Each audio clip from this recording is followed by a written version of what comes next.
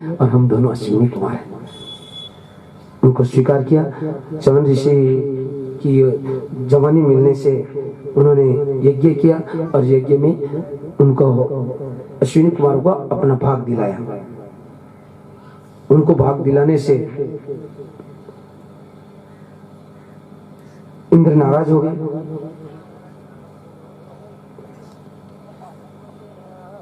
और इंद्र नाराज हुए तो सत्यव्रत ने जो तपस्या करी थी, जबरदस्त तपस्या करी। सत्यव्रत ने जबरदस्त तपस्या करी तो भगवान ने उनको कहा कि भाई बोलो क्या मांगना चाहते हो, वरदान मांगो। तो मैं इसी शरीर से मैं स्वर्ग का देखना चाहता हूँ। तो सत्यव्रत जैसे स्वर्ग में गया तो इंद्र ने उसको वापस धक्का दे दिया। तुम स्वर्ग के अधिकारी नहीं हो, वापस चले जाओ, चंडाल हो तुम।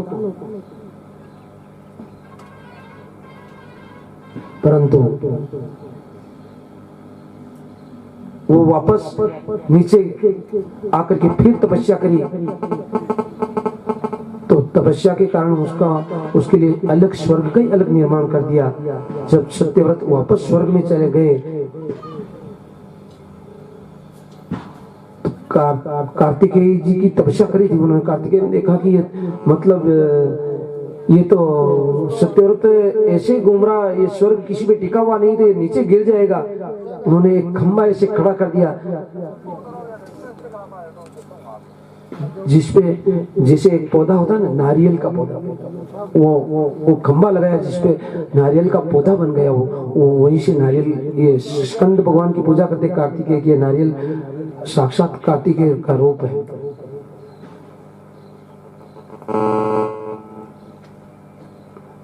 राजा शरियाती के 3 पुत्र थे, उत्तर, मरही, आनर्त और भूरिसेन। आनर्त के रेवत हुए। रेवत ने समुद्र में कुशस्थली नगरी बसाई और उनकी एक बेटी थी रेवती, जिसका विवाह आगे आएगा बलराम जी के साथ हुआ। ब्रह्म सभा में गए अपनी बेटी का विवाह करने के लिए। त्रेता में ब्रह्म सभा लग रही थी, सत्संग चल रहा था, जाकर के बैठ गए राजा रेवत।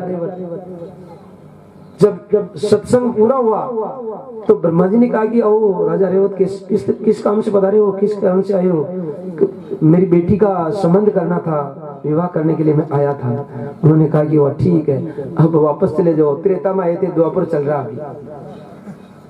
सत्संग संपूर्ण कब हुआ? अपने यहाँ 3-4 घंटे ही सत्संग चलता, घबरा जाते लोग। ब्रह्म सभा में सत्संग चल रहा था, त्रेता में चल रहा था और द्वापर आ गया। उन्होंने कहा कि जिनसे तुम संबंध करना चाहते थे तुम्हारी बेटी का, वो शेषा अवतार अभी बलराम जी भगवान द्वारिकाधीश के बड़े भाई, उनके साथ करो। राजा रेवत वापस आकर के वहां जाते, ये तो विवाह आगेगा परंतु आज ही हो गया, मतलब समझे। इसी कुल में एक राजा नाभाग हुए, राजा नभग के पुत्र हुए नाभाग।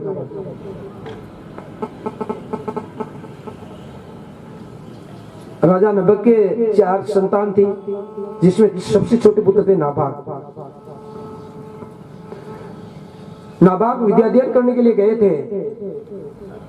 ध्यान देना, मतलब आजकल छोटी छोटी बातों के कारण बहुत लड़ाइयां हो जाती भाई भाई में।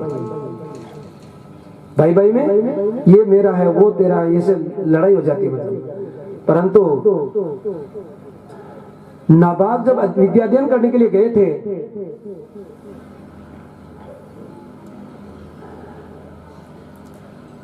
तो तीनों भाइयों ने बंटवारा कर लिया संपत्ति का, सारा धन का, राज्य का, सबका बंटवारा कर लिया। अब जब नाभाग विद्याध्ययन करके वापस आए तो उन्होंने कहा कि मेरा हिस्सा, उन्होंने कहा कि तुम्हारे हिस्से में अपने पिताजी है, बाकी संपत्ति का बंटवारा तो हमने कर लिया, केवल पिताजी का बंटवारा नहीं किया। आज पिताजी आपके हिस्से में। बहुत खुशी की बात। वो खुशी की बात तो राजा नाभाग तो बहुत खुश हुए, मैं तो भाग्यशाली निकला कि मेरे हिस्से में पिताजी आए हैं, जो सबसे बड़ी संपत्ति है। राधे राधे। परंतु आज के लोग नहीं कहते ये बात। आज के लोग तो कहेंगे पिताजी ने तो कूड़ा ना को मांग तो धन दे दोगा। आज कलयुगी लोग तो ये कहेंगे, परंतु भागवत से शिक्षा लो कि मतलब नाभाग ने क्या कहा कि मैं भाग्यशाली हूँ कि मुझे मेरे हिस्से में मेरे पिताजी मिले। बहुत अच्छा किया कि धन संपत्ति को तुमने ले लिया और मेरे पिताजी को मेरे हिस्से में छोड़ दिया। यदि तुम मेरे पिताजी का ले लेते और धन संपत्ति मुझे देते तो मुझे स्वीकार नहीं थी। राधे राधे, जोर से बोलो, प्रेम से बोलो। जय जय मुझे स्वीकार नहीं थी संपत्ति, मुझे मेरे पिताजी मेरे हिस्से में आए, मैं बहुत खुश हूँ। परंतु पिताजी हिस्से में आए तो पिताजी ने एक दिन राजा नाभाग से कहा कि बेटा मैं तेरे हिस्से में आया हूँ तो कुछ मेरी आज्ञा का पालन भी करना पड़ेगा तुझे। पिताजी तैयार हूँ मैं पालन करने के लिए, बताओ आप क्या आदेश है मेरे लिए। तो पिताजी ने कहा कि बेटा मुझे यज्ञ करना है। हाँ तो करेंगे बिल्कुल, यज्ञ में धन की आवश्यकता। हाँ पिताजी करेंगे। यज्ञ का शुभारंभ किया, ब्राह्मणों को बुलाया, ब्राह्मण आए, ब्राह्मण यज्ञ करना चालू करते हैं। यज्ञ संपूर्ण होता है और यज्ञ संपूर्ण होने के बाद यज्ञ में ध्यान देना, यज्ञ में धन बचता है, यज्ञ में धन घटता नहीं है। राधे राधे।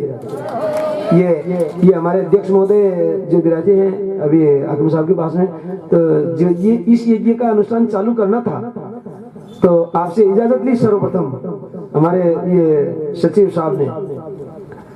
दो सचिव साहब है, जगदीशी भाई साहब बड़े खड़ा वाले और ये श्याम जी भाई साहब, दोनों वहाँ के मैनेजर है ये हरिबोल गौशाला के। तो श्याम जी भाई साहब ने फोन करके पूछा कि शनि महाराज के भागवत करना चाहते हैं, क्या करें, आपका क्या आदेश है। और ताली बजाओ जोरदार अध्यक्ष महोदय के लिए। उन्होंने कहा कि सबसे सर्वप्रथम मुझे यजमान बना दो और आप वहाँ कथा चालू करो। मतलब घटेगा तभी गौशाला लगाएगी और बढ़ेगा तभी गौशाला लगाएगी। महाराज तो ऊपर ले कौन देखो हाँ बात वेली कहते भाई ताको अध्यक्ष साहब ने अपने मंडल ने पूछ लो तो खेवा तो ठीक नहीं, आपने तो करे बेटा जी अच्छा कथा तुझी सुना दिया भगवान ने और सुना रहे हैं भगवान कोटड़ी से हमको ऐसी।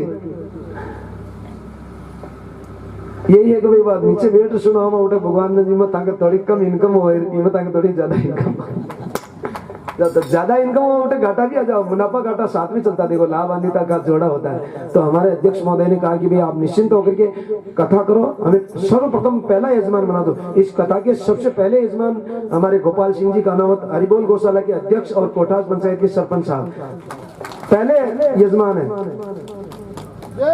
3100 रुपए देकर के पहले यजमान बने हो। बहुत बहुत धन्यवाद। अभी 79 यजमान बन चुके हैं। आज यजमानों की लिस्ट न सुनाओ, खाली सुनाए। मतलब आज तो भगवान का प्राकट्य, आज समय लगेगा, फिर भी आपको हम 5 मिनट का समय देंगे बोलने का, अध्यक्ष साहब को और आप दोनों को। तो राजा नाभाग जो यज्ञ में हम यही कह रहे थे कि भाई माँ के सरपंच साहब को मुहूर्त अच्छी और ध्यान रहा हम आगे आपका हाथ की बोनी बहुत बढ़िया, घाटा नहीं आएगा, मुनाफा ही आएगा आपके। तो 79 यजमान बने, जिसमें 79 यजमान नहीं है, यजमान केवल 2100 से ऊपर वाले, 2100 या 2100 से ऊपर यजमान, बाकी सहयोग करता है, बाकी सहयोग करता है। 79 यजमान का हारा का ब्याज जोड़ी तुमसे दूसरा लोग कई का रुपया कटेगी आगे। हाँ टोटल की, जिसमें 500 के भी है, 200 के भी है, 1000 के भी है, 1100 के भी है, बाकी 2100 से यजमान है। 2100 से ऊपर जो भी है यजमान और सहयोग करता मिलकर के 79 हो गए। मतलब बहुत बहुत अच्छी बात है। कुल मिलाकर के भगवान अच्छी पार लगाएंगे, बहुत बढ़िया लगाएंगे। मतलब अध्यक्ष साहब का मुहूर्त अच्छे हो जो बकरी आगे ध्यान रखा भाई, आगे कह रहा था पहले अध्यक्ष साहब ने किया भाई था तो बन जाओ, पहले मुहूर्त कर दो भाई। एक तो अध्यक्ष साहब को मुहूर्त अच्छे, एक छिपा साहब को मुहूर्त भी बड़ा अच्छा। मतलब ये छिपा साहब हमारे कोटड़ी शाम की भागवत में जिस दिन भी पहले आकर के, सबसे पहले आकर के 10 रुपए 5 रुपए जो इनकी इच्छा हो जो भेंट कर देते हैं वहां, तो उस दिन वहां भी मेरे हरिबोल गौशाला में गोमाता के लिए इनकम अच्छी होती है। मतलब अभी हम सुबह सुबह भगवान की आरती हुई तब तक 100 रुपये आ गए थे वहां।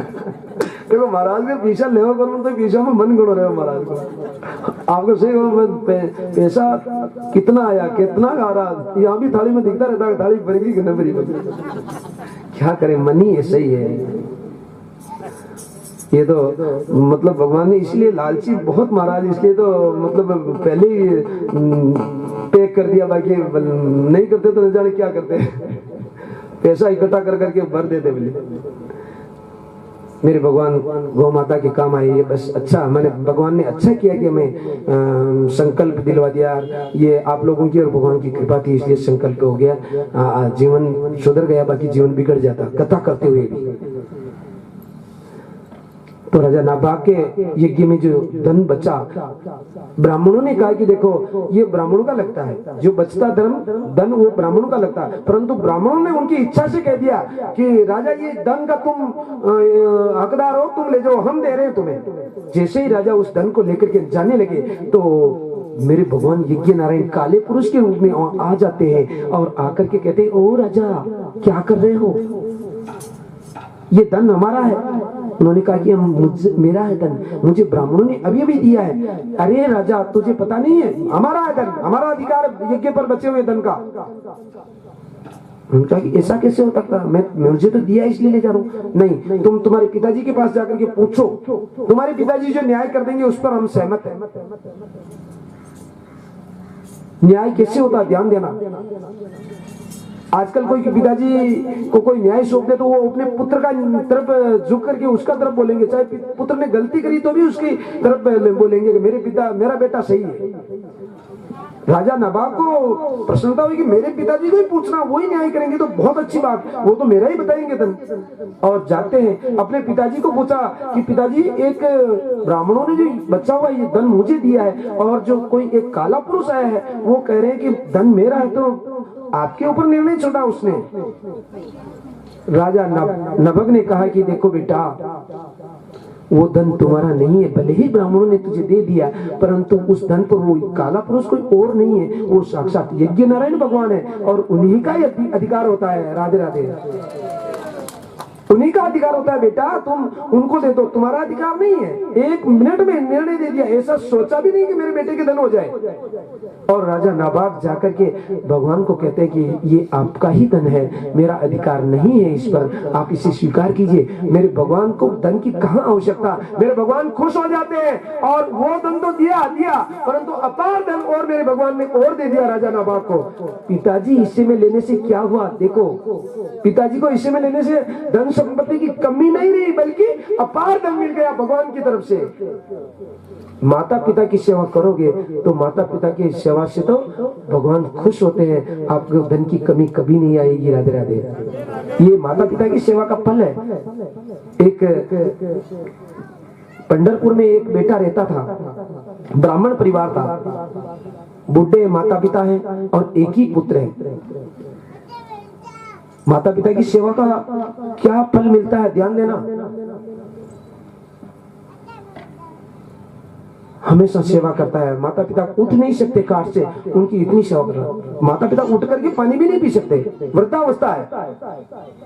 एक दिन पंढरपुर में क्या हुआ कि एक गाड़ी जा रही थी द्वारिका दर्शन करने के लिए, तो वो बेटा भगवान का लाडला भक्त था, हमेशा भगवान की पूजा करता था, घर पे माता पिता की सेवा भी करता था और भगवान की पूजा भी करता था। हमने आज के सत्संग में पहले ही कहा कि भाई सेवा और सत्संग दोनों होना जरूरी है। माता पिता की सेवा भी करो, भगवान की सत्संग भी करो। तो बेटा भगवान की हमेशा सेवा करता, वहां चित्र लगा रखा भगवान का आचार रूप। तो वो सोचता है कि आज मेरे भगवान द्वारिकाधीश के भैया मेरे यहाँ से बस जा रही है, सभी भक्त द्वारिका जा रहे हैं, मैं भी द्वारिका जाना चाहता हूँ, क्योंकि मेरे इष्ट देव है, मेरे इष्ट देव है भगवान द्वारिकाधीश। परंतु जैसे ही उसके मन में विचार आया, वापस बदल दिया विचार को कि मैं द्वारिका नहीं जाऊंगा। क्यों? क्योंकि मेरे माता पिता असहाय है, मेरे माता पिता की सेवा कौन करेंगे, मेरे माता पिता पानी भी नहीं पी सकते उठ करके, तो मैं इनको छोड़ करके जाऊंगा तो वो द्वारिकाधीश मेरे ऊपर नाराज हो जाएंगे। राधे राधे, मेरे पिताजी और मेरी माताजी को एक बार भी तकलीफ होगी तो फिर वहां जाना मेरा असफल हो जाएगा, अच्छा नहीं होगा, मैं नहीं जाऊंगा वहां। परंतु मुझे मेरे द्वारिकाधीश के दर्शनों की बहुत इच्छा है, मैं क्या करूं, ऐसा मन में विचार भी आ रहा है। गाड़ी लग रही थी गांव में, गाड़ी बस भर करके रवाना हो गई। उसके मन में चिंता सता रही है उसको कि क्या करूं, मुझे भी जाना था। एक मिनट में उसको विचार बदल गया और क्या कहा, हमने कहा कि सद विचार आए तो उसको मेरे भगवान सुनते हैं। आपके मन में सद विचार आ रहे हैं अच्छे विचार आ रहे हैं तो उसको मेरे भगवान सुनते हैं और उसका विचार बदल गया, भाव जागृत हो गए। उसने कहा कि मैं तो पंढरपुर नहीं जा सकता, मेरे माता पिता को छोड़ करके, मेरे माता पिता जी की सेवा मुझे करनी, इसलिए मैं तो नहीं जा सकता। क्या द्वारिकाधीश चल करके मेरे पास दर्शन देने के लिए नहीं आ सकते क्या? मैं नहीं जा सकता, मेरे माता पिता की सेवा करनी मुझे, उनको क्या काम है, वो तो आ सकते हैं ना मुझे दर्शन देने के लिए। मुझे दर्शन की इच्छा थी, मैं नहीं जा सकता तो वो ही आ जाए मुझे दर्शन देने के लिए। और ये बात मेरे द्वारिकाधीश द्वारिका में सुन जाते हैं और उसी समय भावना को साक्षात करते हुए मेरे भगवान मन में सोचते हैं कि बेटा मैं आ रहा हूं, बेटा मैं आ रहा हूं। वो बस रास्ते में जा रही थी द्वारिका पहुंचने वाली और मेरे भगवान उधर से पंढरपुर आ रहे थे। पंढरपुर से बस दर्शन करने के लिए द्वारिका जा रही थी। द्वारिका नाथ मेरे भक्त को दर्शन देने के लिए पंढरपुर आ रहे हैं। राधे राधे। वो बस उधर पहुंची पंढरपुर द्वारिका में, इधर मेरे भगवान भक्त के घर के बाहर खड़े हैं। भक्त मेरे माता पिता की सेवा कर रहा था और जैसे ही बाहर देखता है तो क्या देखा कि जो भगवान की सेवा करता था, जो अपने घर में तस्वीर थी, वो का वो रूप मेरे भगवान के, मेरे घर के बाहर कुटिया के बाहर खड़े हैं मेरे भगवान। और देख करके खुश हो जाता हूँ, क्या भगवान ने सुन ली द्वारिकाधीश ने मेरी पुकार और आ गए। दौड़ करके जाता है, मेरे भगवान को दंडवत प्रणाम करता है। वाह प्रभु, आप तो बहुत दिनों के दयाल हो, मैं तो गरीब था, मैं तो बहुत गरीब था, मेरे घर में कुछ भी नहीं है, मैं आपकी सेवा पूजा करता था, मैं मन से पुकारता था आपको और आपने मेरी पुकार सुनकर के यहाँ पधारी गए। बहुत बहुत आपको मेरा प्रणाम। भगवान की स्तुति करी, बहुत जबरदस्त स्तुति करी। अब वो जाने वाले, देखो भगवान के असंख्य रूप होते हैं, उनको जाने वालों को भी दर्शन दे रहे हैं भगवान वहां, और यहाँ भक्त को भी दर्शन दे रहे हैं। जो नहीं जा सकता उसको यहाँ आकर के दर्शन दे रहे हैं। क्यों? क्योंकि इसने माता पिता की सेवा कर रहा है। और माता पिता की सेवा छोड़ करके यदि द्वारिका चला जाता तो दोष भी लगता और केवल मूर्ति के ही दर्शन होते, परंतु यहाँ साक्षात मेरे भगवान चतुर्भुज रूप में दर्शन दे रहे हैं। अब तो वो बेटा सोचता है कि हो प्रभु, आज जिस तरह से मैं, आप मन में कह रहा है, भगवान को नहीं कहा कि आज जिस तरह से मैं द्वारिका नहीं पहुंच पाया मेरे माता पिता को छोड़ करके, इसी तरह दूसरे भक्तों को भी तो परेशानी होती होगी ना, किसी न किसी को। सभी एक शरीर थोड़ी होती है ना, मेरे जैसे और भी तो होंगे कोई, और मुझे तो दर्शन देने के लिए आप आगे, सबको थोड़ी ना आते दर्शन देने के लिए। इसलिए मैं इनको बुला तो लिया इनको, परंतु अब वापस नहीं जाने दूंगा। राधे राधे। कैसा विचार है? मुझे दर्शन हो गए तो और भी भक्तों को दर्शन हो गए, इसलिए 2 ईंट लेकर के, 2 ईंट ये नंजी भाई साहब रख में जो यहाँ का ईटा लगा मिली है भाई, ऊंचो आसन ईटा आज की मिल जाओ, ईटा लगाता। इस ये नंजी जी का निशानी वो मेरे वो पंढरपुर में उस भक्त ने भगवान के 2 ईंट का आसन लगा दिया और भगवान को कहा कि भगवान प्रभु आप इस पे विराजिए, मैं मेरे माता पिता को सेवा करके मैं वापस आ रहा हूँ। भक्त के वश में होते हैं भगवान, भक्त के वश में होते हैं भगवान। ध्यान देना, भगवान के वश में भक्त नहीं होते, बल्कि भक्त के वश में होते हैं भगवान, परंतु भक्त बनना पड़ता है। बिना भक्त के भगवान वश में नहीं होते कभी, भगवान किसी के भी वश में नहीं होते। और तो क्या, भगवान तो लक्ष्मी जी के भी वश में नहीं होते, परंतु भक्त के वश में मेरे भगवान होते हैं सदा सदा। राधे राधे। प्रेम से बोलो जिस, जय जय श्री राधे। जिस ईंट के आसन पर मेरे भगवान पंढरपुर द्वारिकाधीश को उस भक्त ने बिठाया था कि मैं आ रहा हूँ, आप बैठो यहाँ, मैं आ रहा हूँ वापस, वो चला गया, वो चला गया। मेरे भगवान उसका इंतजार करते हैं कि भक्त वापस कब आएगा, वापस कब आएगा। आज दिन तक वो भक्त वापस नहीं गया और वो द्वारिकाधीश पंढरपुर पुंडरीनाथ के रूप में आज भी पंढरपुर में विराजमान है। राधे राधे। बोलिए पंढरीनाथ भगवान की। आज भी पंढरीनाथ के रूप में पंढरपुर में विराजमान है, महाराष्ट्र में। और एकादशी जब होती तब पूरी रात भगवान सोते नहीं, शयन ही नहीं होता भगवान का, पटबंद नहीं होते, पूरी रात भजन चलते पंढरीनाथ के वहां पंढरपुर में। तो ये माता पिता की सेवा का फल है। ध्यान देना, माता पिता की सेवा सर्वोच्च सेवा है। भगवान की सेवा बाद में करो, परंतु माता पिता की सेवा घर पर करो, तन्मय होकर के करो और वहीं पर सत्संग करो। ये मिलते नहीं दोबारा रे, माता पिता की सेवा मिलते नहीं दोबारा रे, माता पिता की सेवा मिलते नहीं दोबारा रे, माता पिता की सेवा मिलते नहीं दोबारा रे, माता पिता की सेवा। माता पिता है रूप हरि का, माता पिता है रूप हरि का, आरती रण का एक तरीका, करण का एक तरीका, वेद पुराण कर माता पिता की सेवा, वेद पुराण बता रे कर माता पिता की सेवा।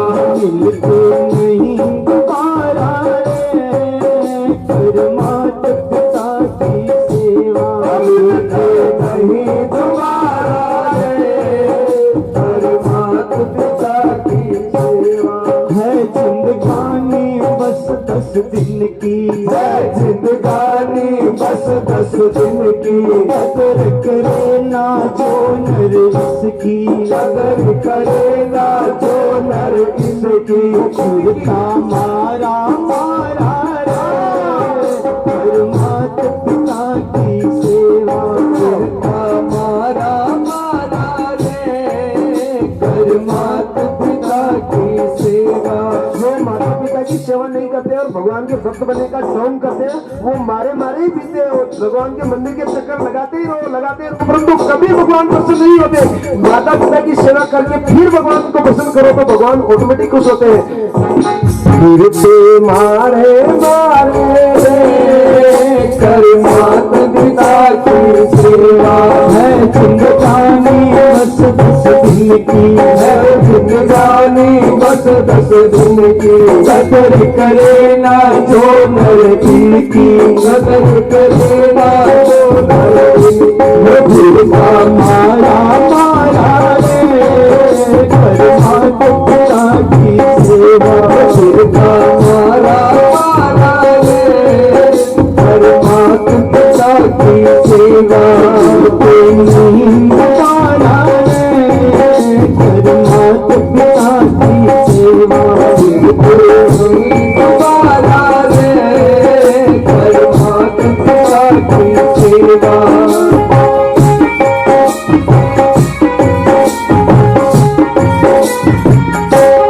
जितने तीर्थ दुनिया भर में, जितने तीर्थ दुनिया भर में, सबके सब है अपने घर में, सबके सब है अपने घर में, आनंद गंगारा रे कर माता पिता की सेवा।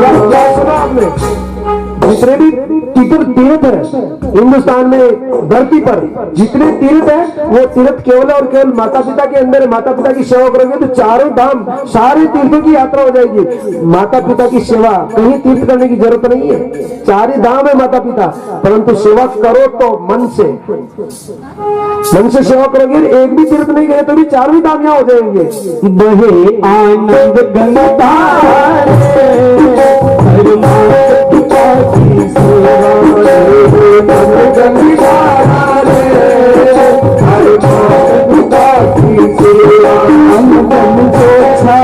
सुख न्यारा अलग छावे सुख न्यारा, रहिए माता पिता का प्यारा, रहिए माता पिता का प्यारा, अलग छावे सुख न्यारा, अलग छावे सुख न्यारा, रहिए माता पिता का प्यारा, रहिए माता पिता का प्यारा। उनके जाए दुखड़ा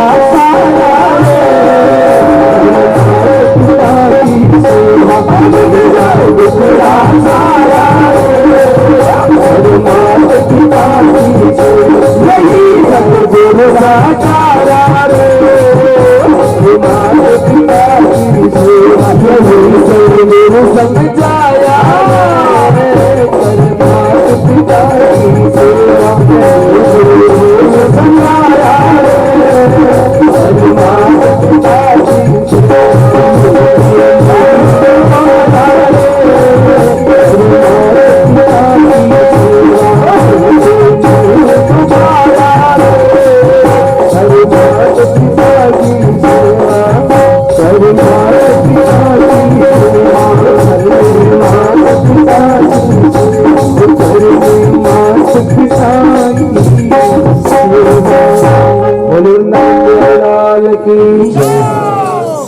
उसी राजा नाबाग जिसने माता पिता की भरपूर सेवा करी, पिताजी का आशीर्वाद मिला और उन्हीं के एक बहुत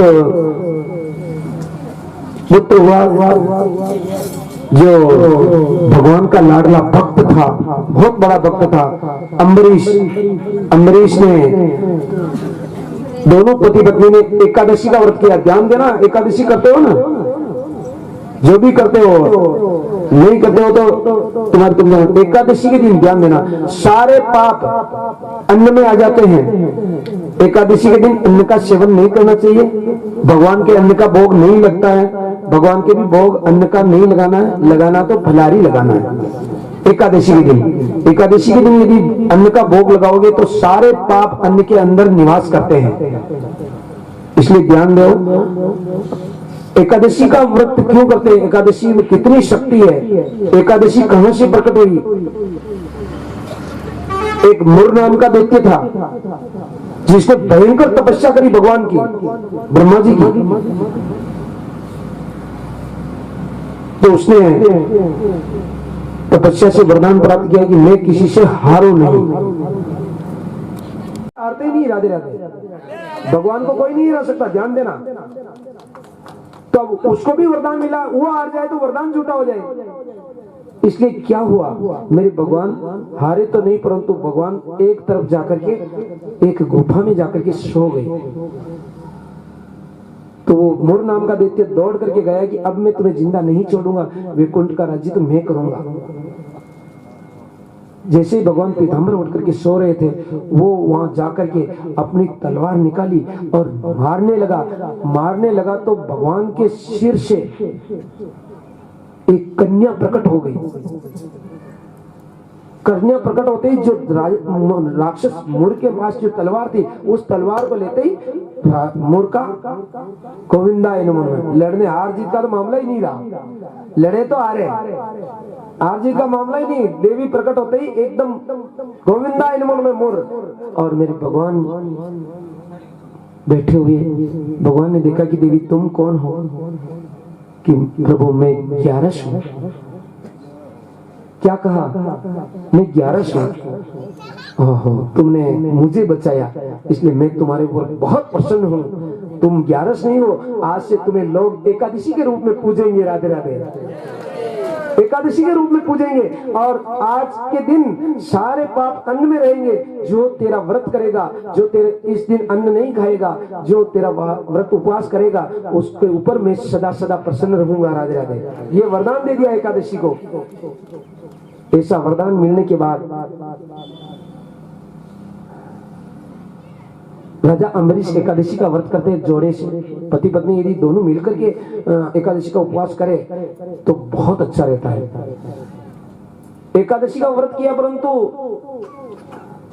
ध्यान देना, एकादशी साधारण एकादशी का नहीं किया, निर्जला एकादशी का किया। सारी एकादशी जितनी में पता गया, अच्छे काम किया।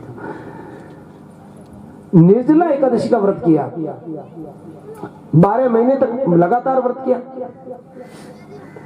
और 12 महीने के बाद जब वो उद्यापन करना चाहते थे, संकल्प लिया उन्हें 12 महीने का, दोनों पति पत्नी ने। तो जैसे उन्होंने उद्यापन करने का सोचा कि भाई आज पारण करना है, एकादशी का पारण द्वादशी के दिन होता है, ध्यान देना, द्वादशी के दिन, त्रयोदशी भी नहीं आनी चाहिए, 12 के दिन ही एकादशी का पारण होता है, वास का, व्रत का। तो पारण करने लगे कि दुर्वासा ऋषि आ गए। दुर्वासा ऋषि ने आकर के जैसे राजा अम्बरीश को नजर आए, दंडवत प्रणाम किया। दंडवत प्रणाम करने पर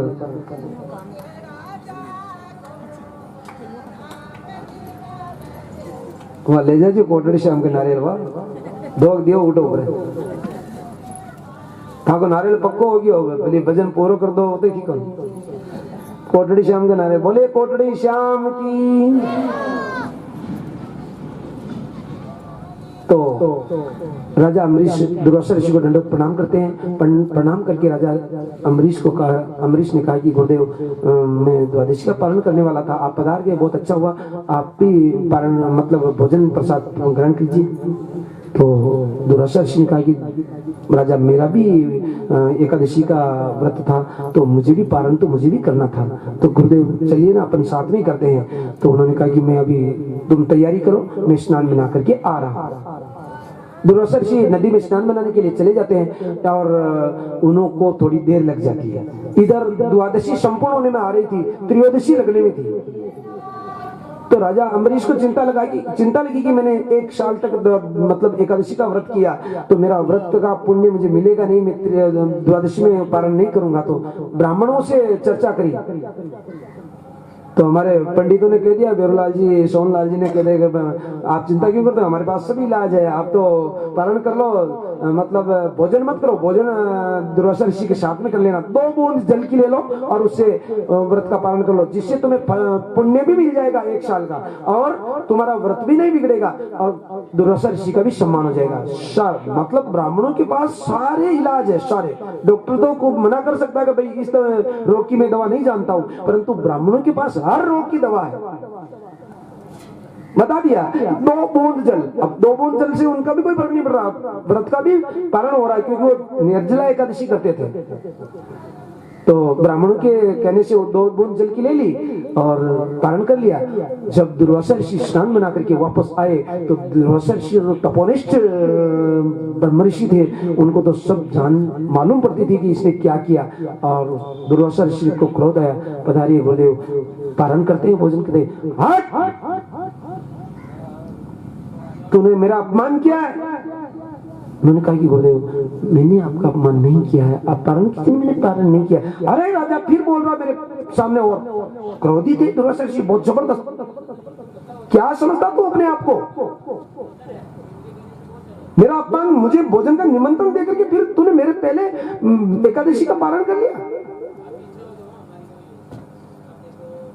उन्होंने कहा गुरुदेव मैंने केवल 2 बूंद जल से पारण किया था।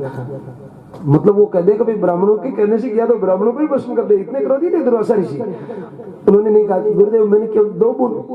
उन्होंने कहा कि फिर तू अभिमान बता रहा मुझे राजा बनने का, मेरे सामने बोलने की हिम्मत। और अपने क्रोध में अपने सिर से एक जटा से एक बाल उखाड़ा, धरती पे पटका और कृत्या उत्पन्न कर दी। कृत्या उत्पन्न होते ही उन्होंने, कृत्या ने कहा कि मुझे क्या आदेश है कि जा राजा अम्बरीश को भस्म कर दे, इसने मेरा अपमान किया है। कृत्या राजा अम्बरीश को मारने के लिए आगे बढ़ती है, परंतु भगवान नारायण को मालूम पड़ गया कि जो मेरी एकादशी का व्रत करने वाला उस भक्त को कोई मार दे तो मेरा नाम बदनाम हो जाएगा, मेरी एकादशी बदनाम हो जाएगी। राधे राधे। तो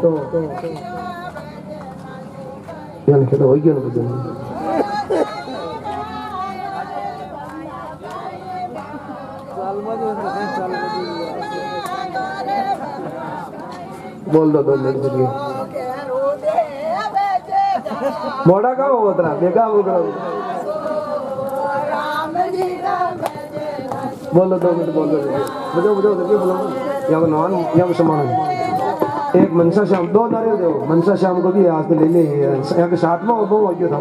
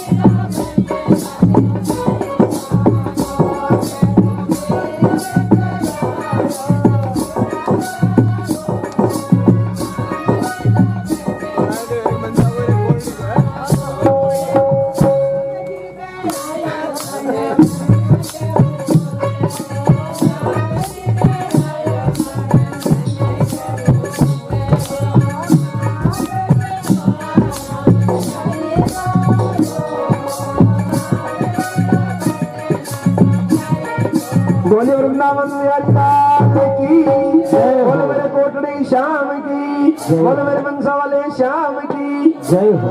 विराजो सा खाले बेगा जो सा मोड़ा हो, कथा डिस्टर्ब हो जाओ थोड़ी सी। राजा अम्बरीश को मारने के लिए कृत्या आगे बढ़ी। मेरे भगवान नारायण ऊपर से अपने सुदर्शन चक्र को आदेश देते कि जाओ जाओ मेरे अम्बरीश की रक्षा करो। सुदर्शन चक्र आता है भगवान की आज्ञा पाकर के। कृत्या जैसे ही अम्बरीश को मारने के लिए आई और सुदर्शन चक्र आकर के कृत्या के टुकड़े टुकड़े कर देता है। कृत्या भस्म होगी और सुदर्शन चक्र कृत्या को मार करके वापस नहीं जाता बल्कि दुर्वासा ऋषि के पीछे लग जाता है। दुर्वासा ऋषि त्राहिमाम बचाओ, कौन बचाए? सुदर्शन चक्र पीछे लग रहा है, दुर्वासा ऋषि आगे आगे दौड़ रहे हैं। ब्रह्मलोक में गए, ब्रह्मा जी ब्रह्मदेव बचाओ। क्या हुआ? सुदर्शन चक्र मेरा पीछा कर रहा। अरे मैं नहीं बचा सकता, आगे जाओ, मुझे भी भस्म कर दोगे, ब्रह्मांड जल जाएगा पूरा, ब्रह्मलोक ही जल जाएगा पूरा, यहां से निकल जाओ। भोलेनाथ के पास गए, भोलेनाथ ने भी मना कर दिया कि भी देखो जिसका सुदर्शन चक्र है उन्हीं के पास जाओ, हम इनसे नहीं बचा सकते, तुम उनके अपराधी हो मान लिया, इसलिए बाकी सुदर्शन चक्र तुम्हारा पीछा नहीं करता। वैकुंठ लोक में गए, प्रभु बचाओ, त्राहिमाम बचाओ, आपका सुदर्शन चक्र मुझे जला करके भस्म कर देगा प्रभु। मेरे प्रभु नारायण ने कहा कि महर्षि दुर्वासा आपका स्वागत है, परंतु मैं आपको नहीं बचा सकता। आहा, अब तो दुर्वासा ऋषि की आंखों में आंसू आ गए। प्रभु अब मुझे कौन बचाएगा? मैं तीनों लोकों में घूम गया, अब मुझे ब्रह्मा जी ने मना कर दिया, भोलेनाथ ने मना कर दिया, आप भी मुझे नहीं बचाओगे तो अब तो मुझे मरना ही है। प्रभु मुझे बचाओ, त्राहिमाम, मैं आपकी शरण में हूँ प्रभु, मैं आपकी शरण में हूँ। शरण में आए हो कि मेरे भगवान बचाते हैं, परंतु भगवान ने कहा कि मैं तो तुम्हें नहीं बचा सकता। क्यों? कि तुम मेरे अपराधी होते तो मैं तुम्हें बचा देता, परंतु तुम मेरे भक्त के अपराधी हो, मेरे भक्त के अपराधी को मैं नहीं बचा सकता। राधे राधे। मेरे अपराधी को मैं बचा सकता हूँ, मेरे भक्त के अपराधी को मैं कभी नहीं बचा सकता। जाओ, मैं तुम्हें बता रहा हूँ कि यदि तुम राजा अम्बरीश की शरण में चले जाओ, वो तुम्हें अभयदान दे दे, वो तुम्हें बचा दे तो बहुत अच्छी बात, और वो तुम्हें मार दे तो भी मैं कुछ नहीं कर सकता। बचाना छोड़ना उनका काम, चले जाओ तुम उनकी शरण में। दुर्वासा ऋषि भगवान के कहने से दौड़ते हुए अम्बरीश के पास वापस आते, तब तक 1 वर्ष निकल गया था। ध्यान देना, तीनों लोकों में घूम करके दुर्वासा ऋषि वापस राजा अम्बरीश के यहाँ आए, तब तक 1 साल निकल चुका था। 1 साल निकल गया तो क्या किया राजा अम्बरीश ने? मन में चिंतित है, किस बात से? कि मेरे कारण आज महर्षि दुर्वासा को तकलीफ हो रही है। राधे राधे। ऐसा नहीं सोचा कि महर्षि दुर्वासा ने मुझे मारने के लिए कृत्या उत्पन्न करी, जो अच्छा हुआ कि उनके पीछे सुदर्शन चक्र लग गए। ऐसा नहीं सोचा, बल्कि उन्होंने क्या सोचा कि मेरे कारण आज जो मेरे मेहमान पधारे थे दुर्वासा ऋषि, उनको कितनी तकलीफ हो रही है। और जब से दुर्वासा ऋषि के पीछे सुदर्शन चक्र लगा था, उसी दिन से हाथ जोड़ करके, हे प्रभु दुर्वासा ऋषि की रक्षा करना, ऐसे हाथ जोड़ करके एक स्थान पर खड़े थे तो खड़े ही थे, मतलब अन्न भोजन तक नहीं किया, भोजन तक नहीं किया 1 साल तक। हाथ जोड़ करके खड़े, हे प्रभु आपका सुदर्शन चक्र दुर्वासा ऋषि की रक्षा करना प्रभु, उनको मेरे कारण तकलीफ हो रही है। 1 साल बाद दुर्वासा ऋषि वापस दौड़ करके आते हैं, दुर्वासा ऋषि अम्बरीश के चरणों में गिरते, बचाओ त्राहिमाम, बचाओ। और अम्बरीश गुरुदेव को उठाते, गुरुदेव ये क्या कर रहे हो? मेरे कारण आपको तकलीफ हुई है, आप मेरे चरणों में प्रिय प्रभु, मैं माफी मांगता हूँ। अरे ये सब काम बात का, तुम मेरे पहले इस सुदर्शन चक्र से मेरी रक्षा करो अम्बरीश। और अम्बरीश ने क्या कहा, ध्यान देना, हे प्रभु यदि मैंने एकादशी का व्रत तन मन से किया है 1 साल तक, तो जो सुदर्शन चक्र आपका दुर्वासा ऋषि के पीछे लग रहा है, मैं आपसे निवेदन करता हूँ ये सुदर्शन चक्र आगे न बढ़े, वहीं पर रुक जाए। 1 कदम भी आगे नहीं आया सुदर्शन चक्र, दुर्वासा ऋषि के कहते ही जहां का जहां रुक गया। राधे राधे। ये एकादशी की शक्ति थी। उन्होंने कहा कि मैंने एकादशी का व्रत नियम से किया है 1 साल तक, तो सुदर्शन चक्र वहीं रुक गया। और फिर क्या कहा राजा अम्बरीश ने कि यदि मैंने 1 साल तक एकादशी का व्रत बड़े नियम से किया है, और दुर्वासा ऋषि ने मुझे मारने के लिए कृत्या उत्पन्न करी थी, परंतु फिर भी मेरी एक बार भी मेरे मन में दुर्वासा ऋषि के प्रति कोई ईर्ष्या पैदा नहीं हुई हो, मेरे मन में कोई भेद उत्पन्न नहीं हुआ हो, तो सुदर्शन चक्र तुम वापस चले जाओ। उसी समय सुदर्शन चक्र वैकुंठ के लिए रवाना हो जाता है। राधे राधे। एक बार भी ईर्ष्या पैदा नहीं हुई थी कि दुर्वासा ऋषि ने मुझे मारने के लिए कृत्या पैदा करी। और दुर्वासा ऋषि को सम्मान करते हैं, हाथ जोड़ करके प्रणाम करते हैं। और आज 1 साल बाद, 1 साल तक तो एक एक दिन ही व्रत की दौर, अब 1 साल को इकट्ठा ही व्रत हो गया राजा अम्बरीश के, और इकट्ठा व्रत करके आज दोनों दुर्वासा ऋषि के साथ में पारण करते हैं, भोजन प्रसाद लेते हैं। प्रसाद लेकर के दुर्वासा ऋषि आज अपने अहंकार पे क्षमा मांग करके पछताते हुए आज राजा से विदाई लेते हैं और प्रस्थान करते हैं। राधे राधे। सुखदेव स्वामी राजा परीक्षित को कथा सुनाते हुए कहते हैं कि विवस्वत मनु के एक दिन छींक आई उनकी नासिका से। इक्ष्वाकु नाम के राजा पैदा हुए। इक्ष्वाकु के 100 पुत्र हुए, उनमें एक पुत्र विकोक्षी था। एक दिन उसको मांस लेने के लिए भेजा। पवित्र मांस, मांस किसे कहते हैं? पवित्र मांस भी होता है, जैसे पेड़ों में गोंद आता है, बहुत तरीके से जो पवित्र मांस होते हैं जो लेकर के आते हैं वो, परंतु उनको भूख लग रही थी, वो रास्ते में उसको झूठा कर दिया। महर्षि वशिष्ठ को मालूम पड़ गई और राजा को कह दिया कि ये मांस मतलब झूठा है, यज्ञ में काम नहीं आ सकता। विकुक्षी को देश निकाला दे दिया गया। इसी वंश में एक योनास हुए, उनके पुत्र नहीं था, उनको यज्ञ करवाया गया। यज्ञ कराया तो एक दिन रात्रि को योनास को मतलब बहुत जबरदस्त प्यास लगी। यज्ञ में अभिमंत्रित जल रहता है, आपकी थाली में जल का लोटा है, महाराज के बड़े बड़ी हो जल का कलश, हाँ हाँ देखो, यज्ञ में अभिमंत्रित जल रहता है। कहीं भी देखना यज्ञ होता तो वहां आपको पूजा का जल सुबह से शाम तक मिल जाएगा और दूसरे दिन तक मिल जाएगा। दूसरे दिन उसको वापस पधरा करके वापस नया जल पूजा के लिए लाया जाएगा। यही नियम है ना। तो अभिमंत्रित जल जो रात्रि को शेष बच रहा था, वो राजा योनास को प्यास लगने से उठा और उस अभिमंत्रित जल को पी लिया। जो पुत्र के लिए यज्ञ किया जा रहा था, और उस जल को पी लेने से राजा के गर्भ रह गया।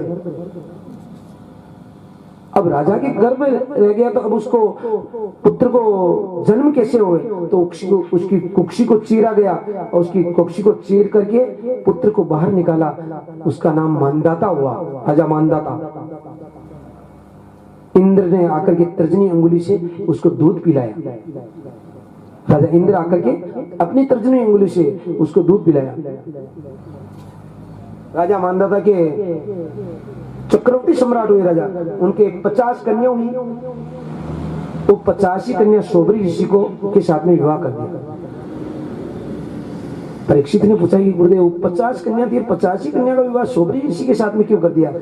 तो सुखदेव स्वामी कथा सुनाते हुए कहते हैं कि राजन, एक दिन क्या हुआ कि शोभरी ऋषि तपस्या करते, उनके मन में विवाह की इच्छा जागृत हो गई। तो वो राजा मानदाता के यहाँ आकर के कहते कि राजा तुम एक काम करोगी, एक कन्या का विवाह मेरे साथ कर दो।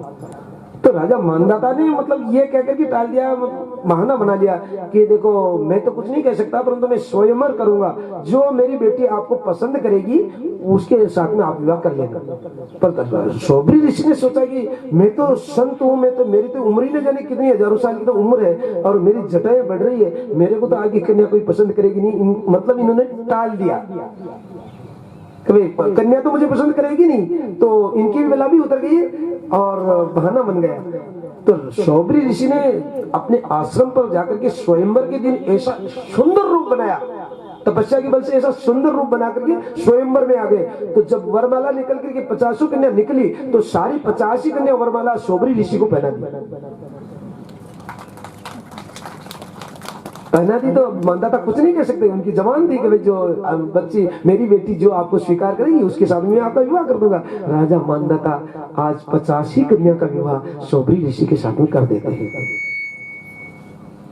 शोभरी ऋषि अब तो तपस्या को छोड़ दिया और मग्न हो गए, ग्रस्त में आ गए, विहार करने लगे।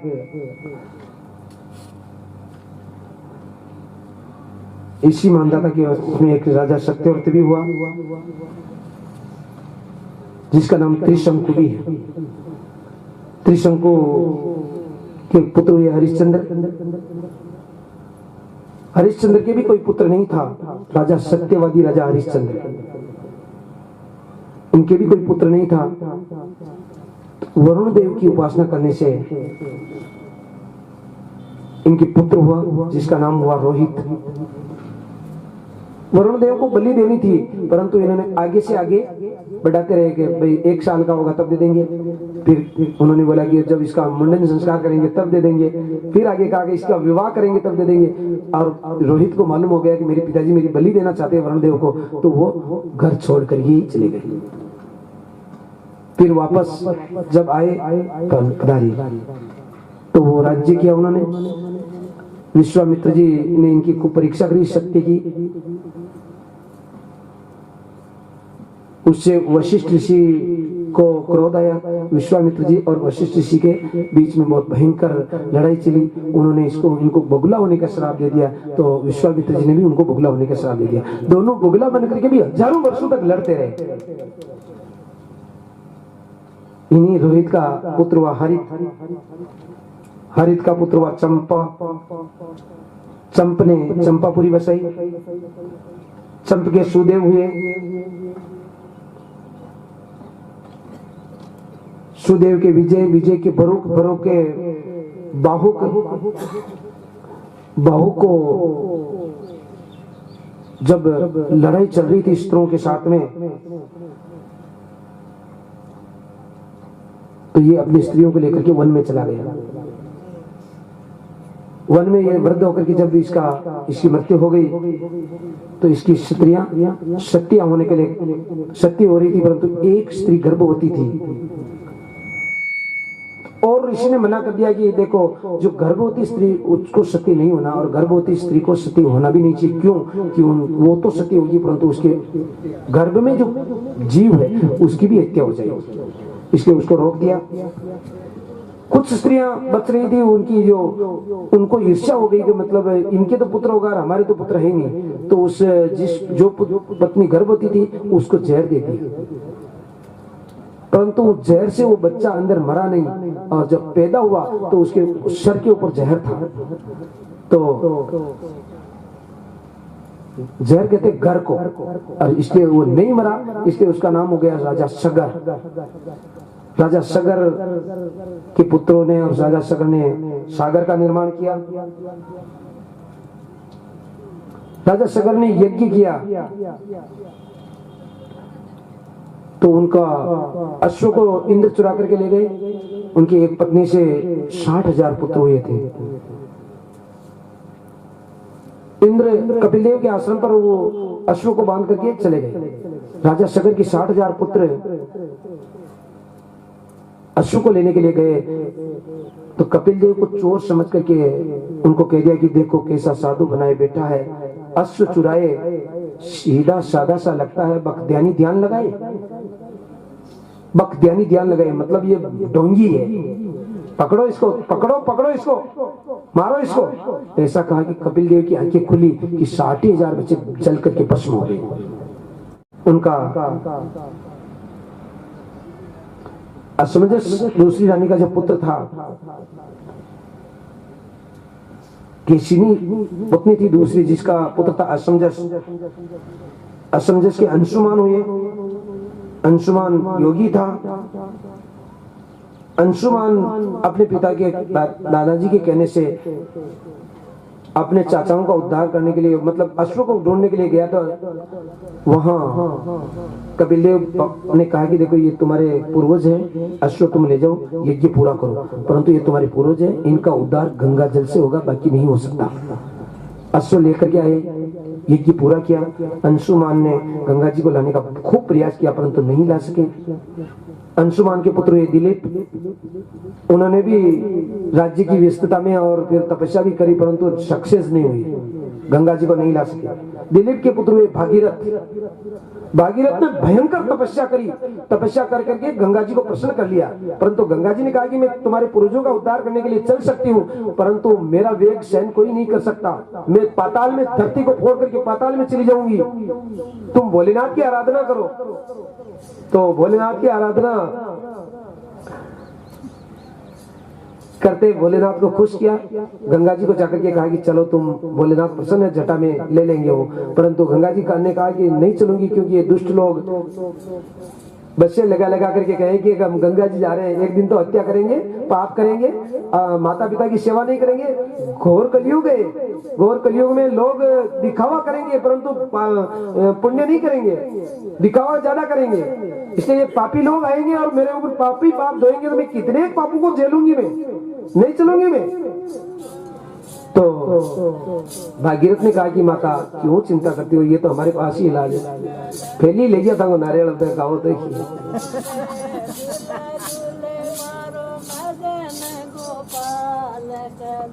बोले कोटड़ी श्याम की तिलक कर दो यहाँ की दो, आप उठ करके दो तिलक लगा दो। नारियल को पहले फरोगी वो कोटड़ी श्याम के पहुंच गया नारियल और खालो भेगा जो थोड़ा सा कोरी फॉर्मेलिटी करवाओ भाई महाराज राजी रहे तो महाराज ने राजी ना रखना, भगवान ने राजी रखना। हाँ कोई बात नहीं, देखो मैं तो खेव, आप बुरो मानो तो खेव और अच्छे मानो तो खेव। भागीरथ ने जब कहा कि माता क्यों चिंता करती हो, ये पापी लोग आएंगे आपके ऊपर स्नान करेंगे और पापों को धो करके वापस आएंगे, आपके ऊपर पापों का भार भी बढ़ेगा, परंतु माता मैं आपको निवेदन करता हूँ कि पापी लोगों के साथ में सज्जन भी तो आएंगे, सारे तो पापी कैसे हो सकते हैं, भक्त लोग भी आएंगे और भक्त लोग तो वो उनके तो पाप है नहीं, वो क्यों आएंगे यहाँ? वो माता तुम्हारे अंदर आएंगे, स्नान करेंगे और आपके पापों को धो करके वापस चले जाएंगे। वो उनके पापों को धोने के लिए नहीं आएंगे, वरना आपके पापों को धोने के लिए आएंगे। राधे राधे। गंगा माता प्रसन्न हो जाती है, हाँ बेटा सही कह रहे हो तुम, यदि पापी लोग तो मुझे मेरे पाप धोने के लिए आएंगे परंतु भक्त लोग तो मेरे पापों को धोने के लिए आएंगे, तो मैं चलने के लिए तैयार हूँ। गंगा माता मेरे भोलेनाथ की जटा में आती है और फिर थोड़ी सी धारा भागीरथ के पीछे पीछे भोलेनाथ छोड़ते हैं और कपिलदेव के आश्रम पर आती हुई आज मेरे भगवान राजा सगर के 60,000 पुत्रों का उद्धार करती है। 60,000 पुत्र दिव्य ज्योति के रूप में प्रकट होकर के वैकुंठ में चले जाते हैं।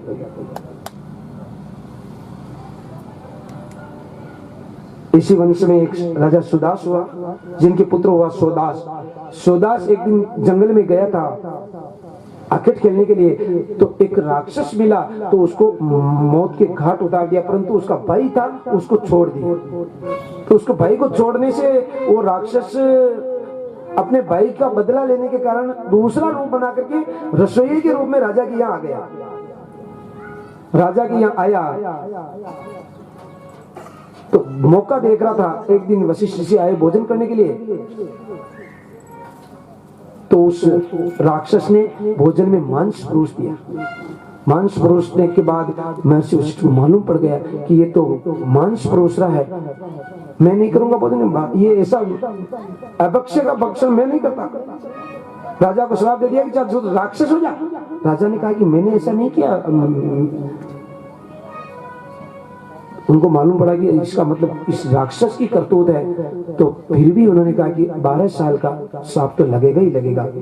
राजा सोदास ने 12 साल का राक्षस बनने का श्राप दिया तो राजा को गुस्सा आया, वो भी उनको श्राप देने लगे कि मुझे बिना काम मुझे श्राप दे रहे हो। हाथ में जल लिया तो उनकी रानी दमयंती दौड़ करके आई कि देखो देखो गुरुदेव को श्राप नहीं देंगे, ब्राह्मण है, ब्राह्मणों को श्राप नहीं देना चाहिए, ये गुरुदेव है, ये महर्षि है, इनको श्राप नहीं देना आपको। तो फिर कहा कि इस जल को कहाँ छोड़ो, तो उनके पैरों पर ही छोड़ दिया, इसलिए उनका नाम कलमास्पाद हो गया। एक दिन सोदास एक ब्राह्मणी जोड़े से कामासक्त थी और उनके पीछे लग गया, ब्राह्मण को पकड़ लिया मारने के लिए। तो ब्राह्मण ने कहा कि राजा मैं कामासक्त हूँ, मेरे पुत्र की इच्छा है तो मेरे पति को मत मारो। फिर भी वो सोदास राक्षस प्रवृत्ति में था। ब्राह्मणी कह रही कि तुम राक्षस नहीं हो, तुम राजा सोदास हो, तुम्हें तो श्राप लगे इसलिए राक्षस बन गए हो, ध्यान दो मत मारो। परंतु ब्राह्मण को मार दिया। तो उस ब्राह्मणी ने श्राप दे दिया कि जिस तरह से मैं कामासक्त हूँ, तुम्हारी श्राप की अवधि पूरी होने के बाद तुम घर जाओगे, जिस दिन तुम्हारी काम की भावना जगेगी तुम तुम्हारी रानी के पास जाओगे तो मृत्यु को प्राप्त हो जाओगे। ऐसा श्राप लगने से जब वो 12 वर्ष पूरे हुए, सोदास घर पे गया तो एक दिन काम की भावना से अपनी पत्नी के पास जाने लगा, परंतु पत्नी ने मना कर दिया, श्राप की याद दिलाते हुए कि आपकी मृत्यु हो जाएगी। इसलिए उनके कोई पुत्र नहीं हुआ। महर्षि वशिष्ठ की प्रेरणा से उनकी पत्नी के गर्भ स्थापित हुआ, परंतु बच्चा 7 साल तक पैदा नहीं हुआ। तो महर्षि वशिष्ठ ने पत्थर मार करके उस बेटे को पैदा किया, उनकी कुक्षी पे पत्थर मारा गया, उसका नाम हुआ अश्मक। अश्मक का पुत्र हुआ मूलक। जब परशुराम जी ने सारे क्षत्रियों का विनाश किया, धरती पर क्षत्रिय रहित कर दी पृथ्वी को, उस समय इस मूलक को रानियों ने कपड़ों में छिपा लिया था। मतलब क्षत्रिय वंश को पूरे को ही मिटा देते तो वापस क्षत्रिय वंश कहां से आता? तो इस मूलक को रानियों ने कपड़ों में छिपा लिया, तो इसलिए इसका नाम नारी कवच हो गया। नारियों ने कवच बना दिया तो नारी कवच हो गया इसका नाम। नारी कवच के वो दशरथ, ये पुराने दशरथ के एडविड के विश्व के खटवांग चक्रवर्ती राजा खटवांग के दीर्घ बाहु के रघु, यहां से रघुवंश चला। राजा रघु के पुत्र हुए अज, और अज के कोई पुत्र नहीं था। त्रेता युग में जिनके भी पुत्र नहीं होता तो यज्ञ करना पड़ता था। चलो, बहुत बढ़िया, धन्यवाद। कोठा श्याम से आज और भी भक्त पधारे हैं, बहुत धन्यवाद आपका। आप भी भजन बोलता था तो मैं कोठा श्याम का नारियल तो जाता हूँ। आपको तो हमने शिवनगर की भागवतों में भी कहा था कि भाई आप 2 जने भी आओ तो मेरे भगवान का भजन बोलते हुए आओ, धीरे धीरे बोलता तो ही भगवान का नारियल जाए। फिर भी हमारी हरिबोल, देखो सुनो, हरिबोल गौशाला के हिसाब से, गौशाला की तरफ से हमारे ये भजन बोलता था ना, यहाँ की तरफ तो गौशाला की तरफ से एक नारियल कोठा श्याम को भेंट कर दो। बोले कोठा श्याम की। हरिबोल गौशाला उनके ऊपर ही है, देखो कोठा श्याम के ऊपर ही नारियल नहीं जाता तो हमारी भी आत्मा दुख पाती है, इसलिए आप तो नहीं ले जाते हो। वहां भी कहा था हमने आपको, आज यहाँ भी कहा था कि वहाँ कोटड़ी का तो 2-2 जना न्यारा हुआ, न्यारा नारियल लोग कुछ हुआ। देखो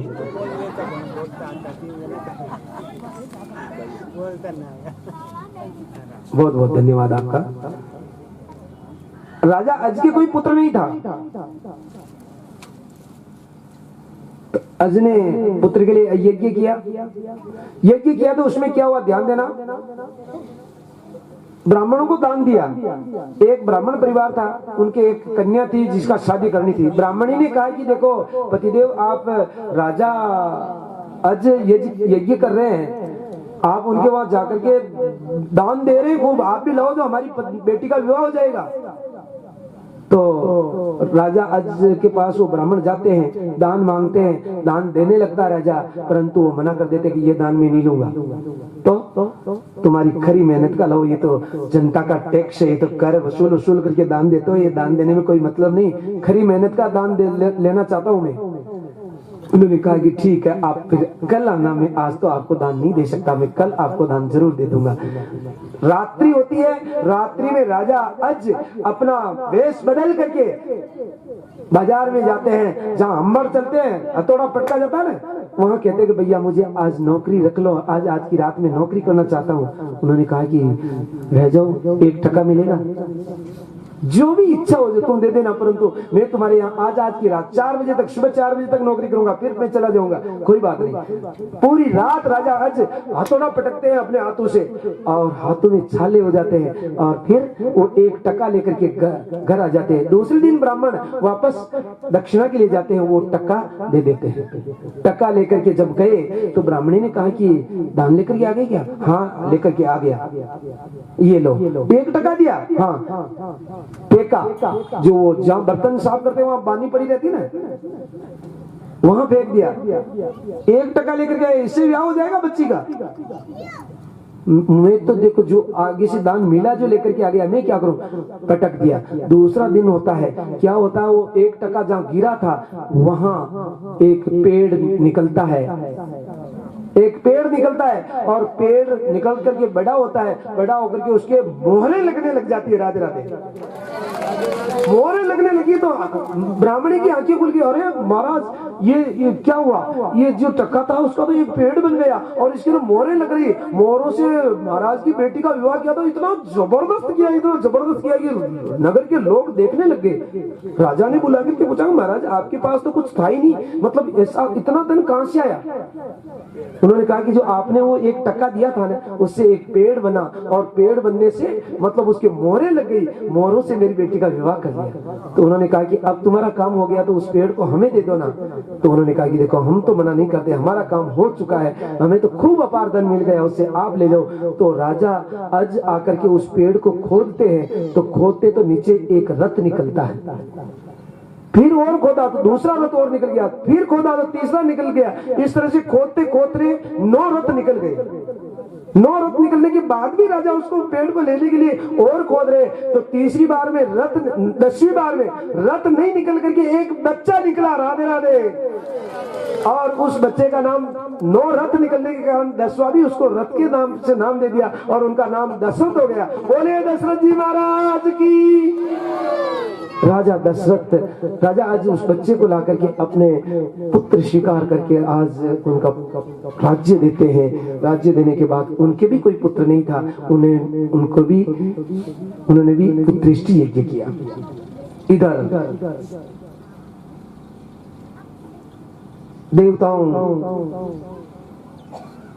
घबरा रहे हैं दुष्टों के अत्याचार से, रावण आदि राक्षसों के अत्याचार से, और वो ब्रह्मा जी को साथ में लेकर के मेरे भगवान के वैकुंठ में जाकर के स्तुति कर रहे हैं। राधे राधे। जय जय सुरनायक जन सुखदायक प्रणत पाल भगवंता, कोटि जय कटारी जय सुरारी सिर सुता दिगंता, पालन सुर धरणी अद्भुत करनी पर मन जाने कोई, तो सहज कृपाला दीन दयाला जय जय अविनाशी सब गतवासी व्यापक परमानंदा, अभिगत गोपीतम चरित पुनीतम माया रहित मुकुंदा, विरागी अति अनुरागी विगत मोर मुनि वृंदा, शिवासर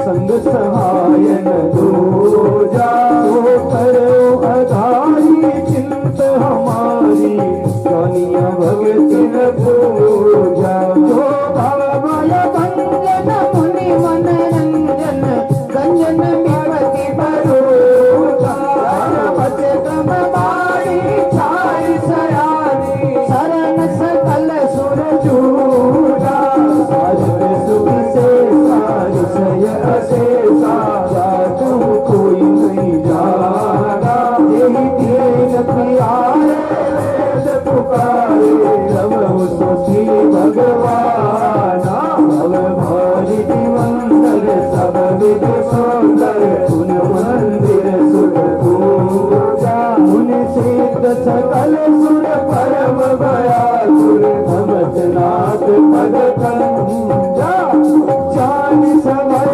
सुर भूमि सुनी बचन समेत सने, गगन गिराजम वीर भई हर शोक संगे, सियावर राम जय जय राम, मेरे प्रभु राम जय जय राम, सियावर राम जय जय राम, मेरे प्रभु राम जय जय राम। बोले वृंदावन बिहारी लाल की जय।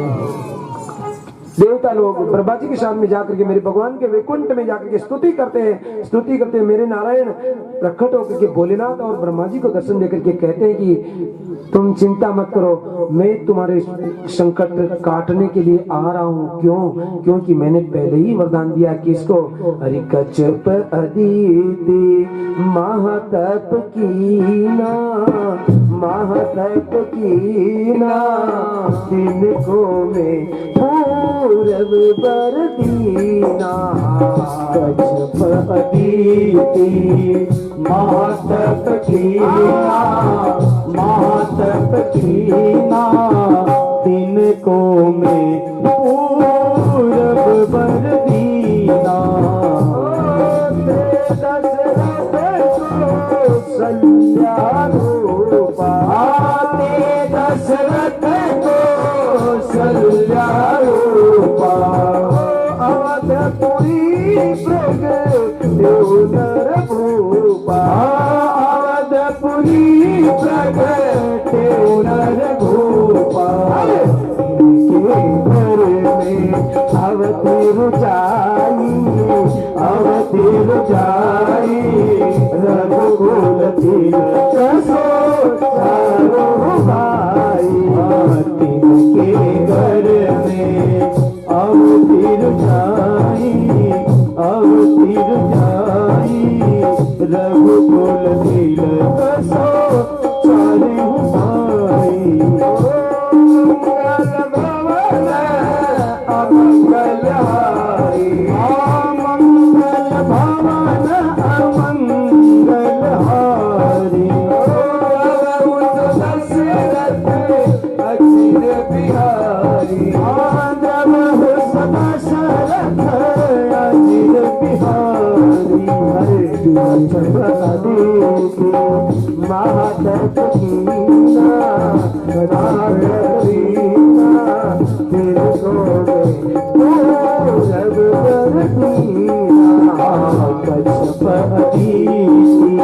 महादत्त कीना फिर मातप कीना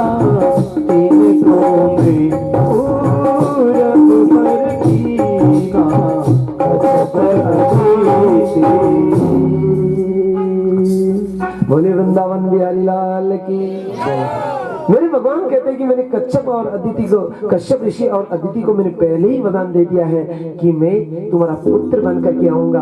तो वो कश्यप और अदिति अभी कौशल्या अयोध्या नरेश दशरथ और कौशल्या बनकर के नर बनकर के आए हैं, मनुष्य राज कर रहे हैं, अवधपुरी के राजा है। मैं उनके घर अवतार लेने के लिए एक रूप में नहीं, मैं चार रूप में उनके पुत्र बनकर के आ रहा हूँ। राधे राधे। आहा, समस्त देवताओं का आदेश दे दिया, देवता प्रसन्न होकर के वापस आते हैं। मेरे ब्रह्मा जी सबको आदेश देते कि जब मेरे भगवान का प्राकट्य होने जा रहा है तो तुम भी बानर और रीछ बन करके मेरे भगवान का सहयोग करेंगे, सेवा करेंगे। आज वो सब बानर रूप में सब देवता बानर रीछ बन करके धरती पर आ जाते हैं। इधर दशरथ जी ने पुत्रेष्टि यज्ञ करवाया, ऋषि संघ को बुला करके पुत्रेष्टि यज्ञ करवाते हैं। कुबंडक ऋषि के पुत्र थे ऋषि संघ, और राजा दशरथ जी के बेणोई भी थे, जवाई बेणोई नहीं, जवाई उनकी पुत्री थी, मतलब एक जो अपने मित्र के कोई बच्चा नहीं था, संतान नहीं थी, इसलिए उनको दे दी थी। उनकी शादी ऋषि संघ के साथ में करवा दी। राम कथा हो तो बहुत लंबी चलती है, राम कथा तो जब मेरे कोटड़ी शाम की इच्छा होगी राम कथा मतलब भागवत कथा खूब कर दी। एक बार राम कथा करने की इच्छा, तो जब भी मेरे भगवान की इच्छा होगी तब मतलब कोटड़ी वाला कराए तो ठीक, नजर मैं ही कर दिया, भगवान माँ की गौशाला ही करवा दी। हमारी तो इच्छा में एक दिन भी विचार आ रहा था कि मतलब कितनी बार कोटड़ी शाम को भागवत कथा सुना दी, अतरी तो कोई नहीं सुनाई हो, इतनी सुना दी। अभिमान नहीं है मतलब, तो भी मतलब सुना रहे और भी आगे भी सुनाएंगे खूब। भगवान की इच्छा होगी तब भी।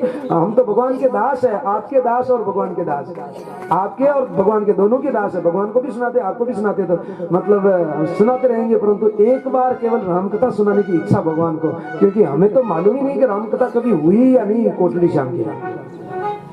हमें बताया भी नहीं, हमने पूछा भी था किसी को कोटड़ी शाम की रामकथा हुई क्या, किसी ने नहीं बताया कि हुई। रामकथा नहीं, भागवत कथा के भागवत, हाँ भागवती थी। रामकथा तो केवल मनसा में ही हुई थी बस, सूर्य जी की रामकथा मनसा में हुई थी, भागवत यहाँ भागवती नहीं। वो तो हमें पता है, जब तक पूरा ध्यान है जब तक तो ऐसा ही है, ताकि पूरा ध्यान का मतलब भागवती थी। यज्ञ करवाया, यज्ञ से यज्ञ नारायण भगवान प्रकट हुए।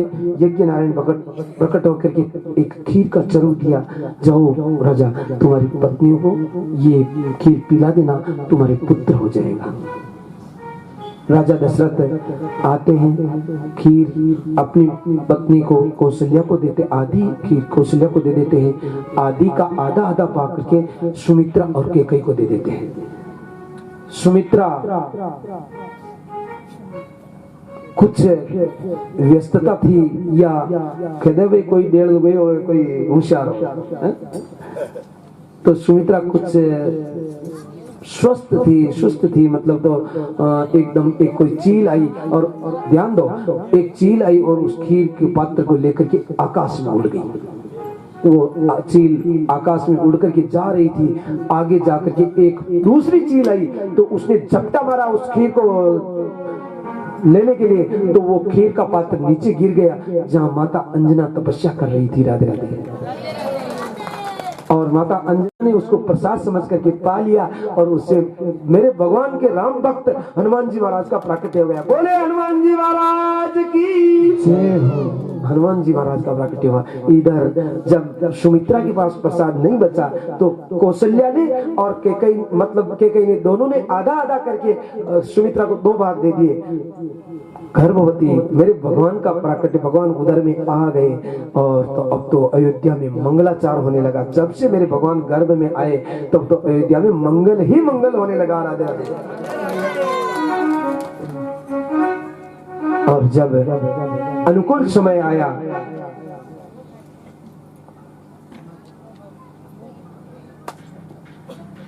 शुभ नक्षत्र, शुभ समय, मतलब मंद सुगंध वायु बहने लगी। चैत्र मास, मधुमास कहते हैं जिसको, मधुमास,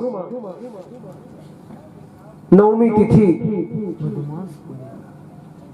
ऐसे पवित्र समय जिसमें बादल, मंद मंद हवाएं चल रही है, बादल में बिजलियां चमक रही है, सारे देवता मेरे भगवान के दर्शन करने के लिए अयोध्या के इर्द गिर्द आ रहे हैं। फूलों की वर्षा हो रही है, ओहो कोयल मीठी मीठी वाणी बोल रही है, पक्षी कलरव कर रहे हैं, ब्राह्मणों की वेदियां ऑटोमेटिक अग्नि पैदा कर रही है, ब्राह्मण हर्षित हो रहे हैं। बधाई बधाई। राधे राधे। जय श्री राम। पिलवाड़ा से, हाँ तिलक नगर है ना। बहुत बहुत धन्यवाद। देखो आपने नहीं बताया, हमने पहचान गए कि नहीं पहचाने? अंदाज हमने विचार किया, मतलब ये भिलवाड़ा से है, दोनों को पहचान गए। बहुत बहुत जोरदार ताली बजाओ। इन्होंने कथा सुनी तो कोटड़ी श्याम के मंदिर में भी बता रहे थे और यहाँ भी आए। बहुत बहुत धन्यवाद। तिलक नगर भिलवाड़ा से, इनके यहाँ भिलवाड़ा में जुलाई में कथा थी।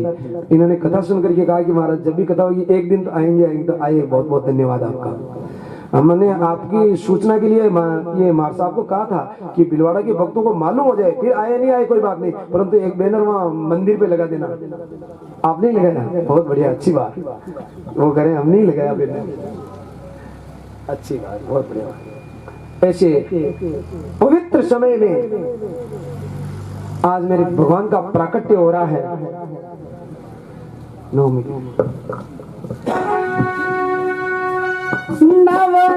तिथि मधुमास पुनीता, शुक्ल पक्ष अभिजित हरिप्रीता। नवमी तिथि मधुमास पुनीता, शुक्ल पक्ष अभिजित हरिप्रीता। मध्य दिवस अति शीतल धामा, मध्य दिवस अति शीतल धामा। अगावन लोक काल विश्रामा, पावन काल लोक विश्रामा। शीतल मंद सुरभि बह पाऊ, शीतल मंद सुरभि बह पाऊ। हर्षित सुर संतन मन भाऊ, हर्षित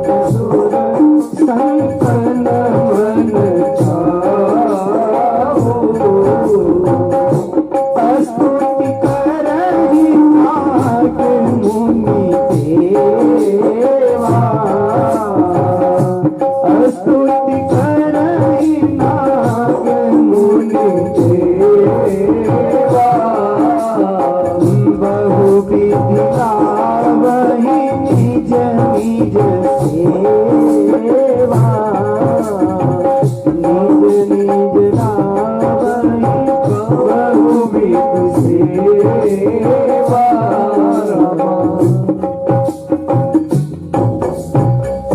भोले वृंदावन बिहारी लाल की।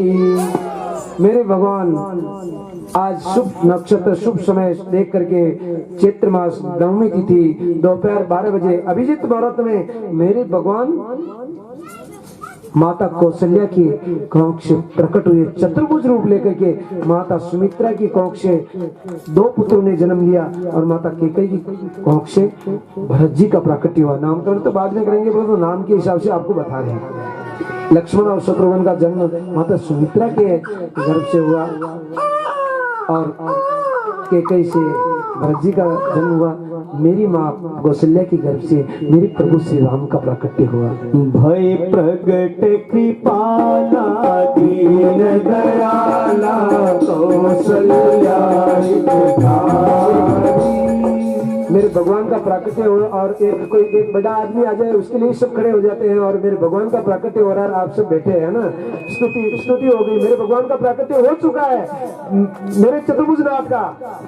हर शीत महतारी मुनि मन आरी अद्भुत रूप विचारी क्षण अभिरामा तनोगन श्यामा निज आयुध भुज चारी भूषण मन माला नयन विशाला शोभा सिंधु करारी दुई कर जोड़ी स्तुति तोरी विधि करो अनंता माया गुण ज्ञाना ईद अमाना वेद पुराण बरंगा करुणा सुख सागर सब सुख आगर जीता गई सुति संता मम हित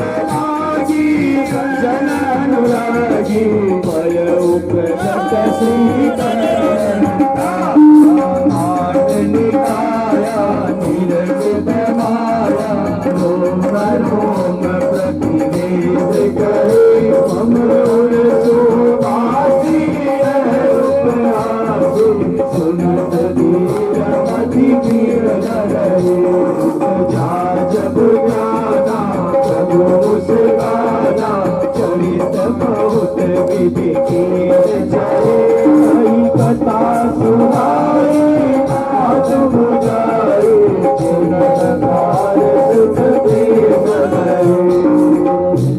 बोले राम दरबार भगवान की।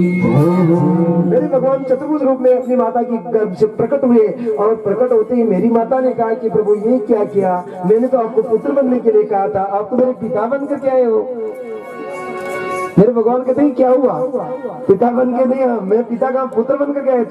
पुत्र बनकर के आते तो 4-4 हाथ होते हैं क्या पुत्रों के, आप तो 4-4 हाथ लेकर के आए हो। नहीं, मुझे आप, मेरी माता ने कहा कि आप मेरे पुत्र बनकर के, मैं तो वो लाड लडाना चाहती हूँ आपको, जो एक पुत्र मेरी गोद में आए और रुदन करे और फिर मैं उसको लाड प्यार से दूध पिलाऊं, ऐसा पुत्र चाहिए मुझे। आप पुत्र का रूप बनाओ प्रभु, आप पिता का रूप, आप तो जगत पिता हो मैं जानती हूँ, परंतु आप मेरा पुत्र रूप बनकर के हो। मेरे भगवान माता आपके कहने से क्या कर रहे हैं, देखो। माता पुनि बोली सोमति डोरी तजवतात रूपा देश सलीला अति प्रियशीला जय सुख परम अनुपा वचन सुजाना रोदन खाना हुई बालक सुर रूपा चरित गोदावरी हरि पद पावरी खेल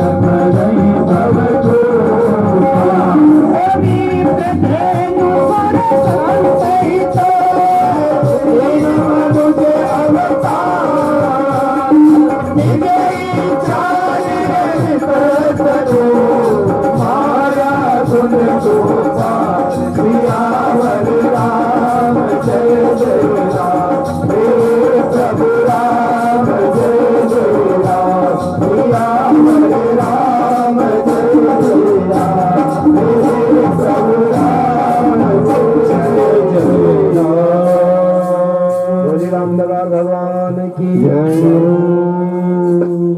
मेरी भगवान अपनी माता की कहने से छोटा रूप बना लेते हैं, रोने लग जाते हैं, तो रोते तो इतने रोते हैं कि मत पूछे बात। ओहो, आज मेरी माता प्रसन्न हो गई। वाह मेरे बेटे, अब तो वाह रोए ना,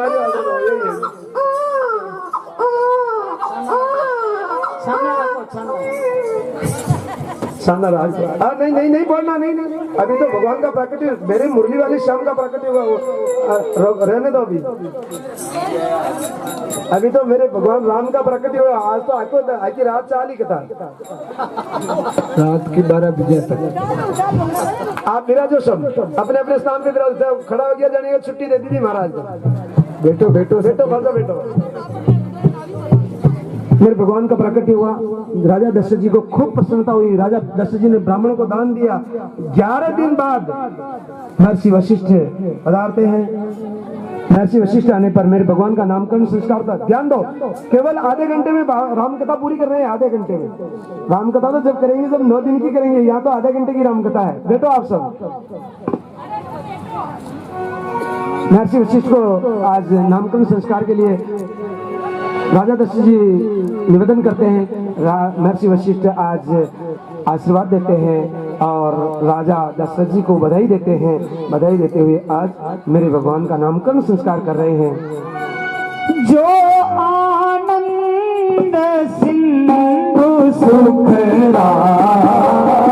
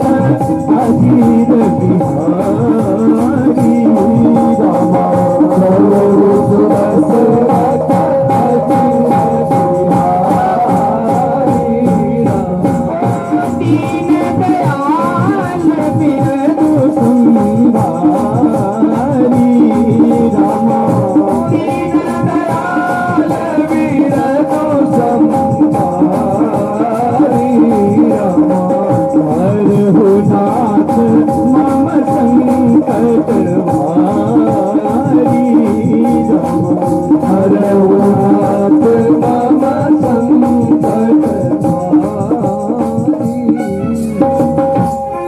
बोले वृंदावन बिहारी लाल की जय, बोले राम दरबार भगवान की जय हो। मेरे भगवान का नाम आनंद, जो आनंद के सागर है, जो त्रिलोकी के स्वामी है, जो सुख के धाम है, ऐसे तुम्हारे पुत्र कौशल्या के पुत्र का नाम राम होगा।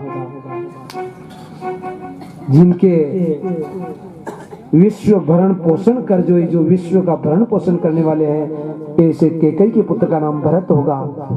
जहाँ के सुमिरन तेर विनाशा, जिनके या शत्रु भी मित्र बन जाता हो। मान लिया किसी को शंका हो कि भाई किसी आदमी से कि वो आदमी में उससे मुझे खतरा है, तो इस चौपाई का हमेशा पाठ करना। जहाँ के सुमिरन तेर विनाशा, नाम शत्रुहन वेद प्रकाशा, तो वो शत्रु भी आपका भाई बन करके आ जाएगा घर पे और कहेगा भैया मैं तो फालतू ही लड़ रहा था तेरे से, तूने ऐसी क्या दवाई पिलाई मुझे कि मेरा मन कर रहा कि मैं तेरे दोग लगाऊं चरणों में। ऐसा मित्र बन जाएगा यदि आप इस चौपाई का निरंतर गान करोगे तो। जहाँ की सुमरन तेर रिपुनासा, नाम शत्रुहन वेद प्रकाशा। वेद बता रहे, वेद कभी गलत नहीं हो सकते। ऐसे सुमित्रा के छोटे पुत्र का नाम शत्रुघ्न, और जो सकल जगत के आधार है, जिनके ऊपर ये धरती माता टिकी हुई है, वो शेषा अवतार का नाम, जिनके लक्षण ही ऐसे हैं, जिनका नाम लक्ष्मण होगा। पधारिए पधारिए। मतलब आज हर गांव से जहाँ जहाँ भागवत चली, जो भागवत के संबंधी है, सब आज हमारे गेंदलिया से जरावर सिंह जी भी है। अभी थोड़ी देर पहले कांटी की याद आई थी कि भाई मतलब कांटी से भागवत चली, वहां से नहीं आए, एक गुलाखेड़ा से नहीं आए, एक नंदराय से नहीं आए, बाकी सब आगे। कांटी से तो पहले एक दिन आगे थे पहले, तो गुलाखेड़ा और नंदराय से यहाँ अभी कोई नहीं आए। बाकी सब जगह जहाँ भी भागवत चली वहां से सब लोग आगे हैं। आज जहाँ भागवत हुई वहां से सब जगह से हमारे हस्तिनापुर से भी गोपाल जी आगे, शेर जी मुनीम जी दे आई है, बहुत बढ़िया। और आज तो आते भी है ऐसे भगवान का जन्मोत्सव सब गाँव से है। आज तो गांव का नाम बताने की जरूरत नहीं, मतलब सब गाँव से, शिवनगर वाले भी आए वापस और सभी जगह से आए। बहुत बढ़िया, अच्छी बात। आपको सबको व्यासपीठ से प्रणाम। भगवान का नामकरण संस्कार हुआ।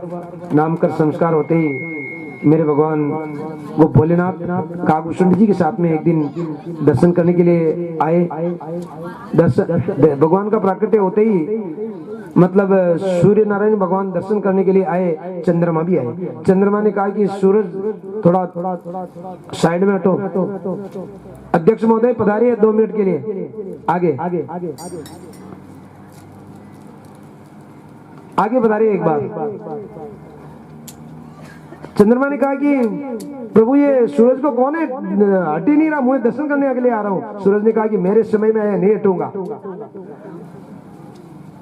चंद्रमा को फिर भगवान ने कहा कि ये नहीं हट रहा, कोई बात नहीं, मैं अब की बार अवतार लूंगा तो तेरे समय में लूंगा। उन्होंने कहा कि मैं संतुष्ट नहीं, अब की बार न जाने कब कितने दिनों में प्रकट हो गया, तो मैं आज ही हो जाऊंगा थोड़ी देर बाद में, अभी नहीं मुझे स्वीकार नहीं। तो चंद्रमा को खुश करने के लिए मेरे भगवान ने कहा कि भले ही मैं सूर्य के समय में दिन को दोपहर के 12 बजे प्रकट हुआ हूँ, परंतु मेरे नाम का साथ में सूर्य का नाम नहीं रख करके तेरा नाम जोड़ दूंगा, तू खुश हो जा, मेरा नाम रामचंद्र होगा। चंद्रमा का नाम अपने नाम के साथ में जोड़ दिया मेरे भगवान ने, इसलिए उनको रामचंद्र जी कहते हैं। चंद्रमा खुश हो गए, भले ही तेरे समय में आए, नाम तो मेरा ही लगा साथ में। 2 मिनट के लिए हम हमारे हरिबोल गौशाला के अध्यक्ष महोदय को आमंत्रित करते हैं। 2 मिनट हमें आपके शब्दों की आवश्यकता है। आशीर्वाद स्वरूप हम सभी भक्तों को आप 2 वचन कहें। जोरदार ताली बजा करके अध्यक्ष महोदय का स्वागत करें। और एक बार ये देना, ये पैसा ऊपर रख दो और ये साथी हम 1 मिनट के लिए बेरुलाल जी भाई साहब और रामेश्वर जी काक्षा शिवनगर से दोनों उठो रहे। बेरुलाल जी भी हो, रेट से बेरुलाल जी, रामेश्वर जी काक्षा उठो और हमारे अध्यक्ष महोदय का साफी से स्नान करा, ये मतलब स्नान क्या सम्मान कर दो, स्नान सम्मान। देखो हमारे तो जो निकल जाता शब्द। एक बार आप सभी ताली बजा करके जोरदार स्वागत करो अध्यक्ष महोदय का। देखो इन्हें ये यदि गौशाला चालू नहीं करते तो हम भी यहाँ नहीं बैठते थे।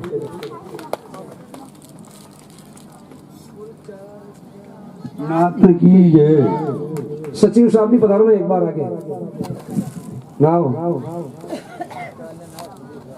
वाह, चलो हमारे सचिव साहब के लिए एक बार, मैनेजर साहब के लिए, दोनों के हरिबोल गौशाला के मैनेजर के लिए भी जोरदार ताली बजा दो। अब तो आ जाओ ना, पहली खेवा कागजान भाषा हमारा अब तो लिखे हो ना।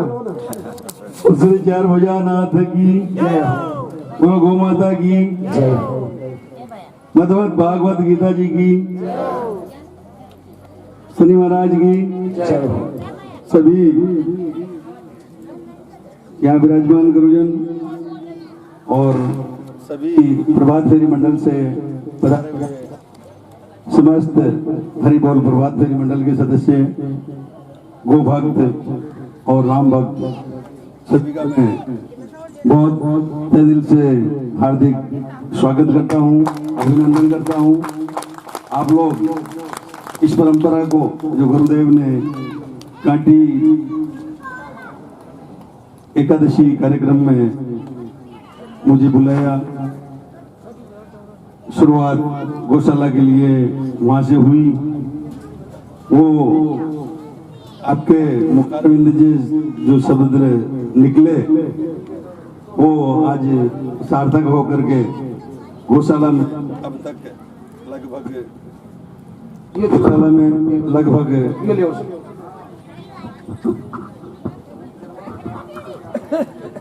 निर्माण खर्च में अब तक अपन आप लोगों के सबके और भगवत गीता जी भागवत जी की